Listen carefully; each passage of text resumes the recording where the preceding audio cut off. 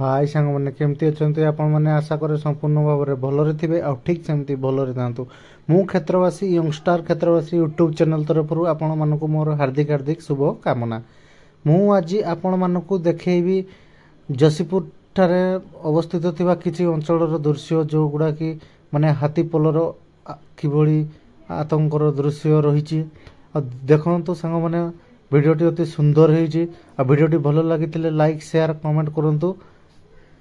चलतु सांग मैंने स्टार्ट करवा लेट्स सांग मैंने ये देखि नियंतु किभली भाव पूरा स्पष्ट प्रांजल भाव देखंतु जे आमर एकाठी किभली भाव पलुआ हाथीर दृश्य माने अति स्पष्ट क्लियर भाव जड़े भाई वीडियो कर देखंतु।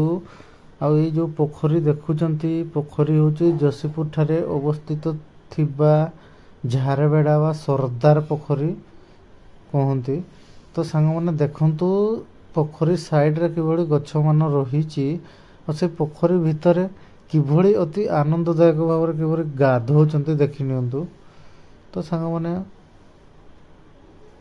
वीडियोटी को भल भाव देखि नियंतु। आशा करे सुनिश्चित भाव में आपण मानकु भल लगी वीडियोटी।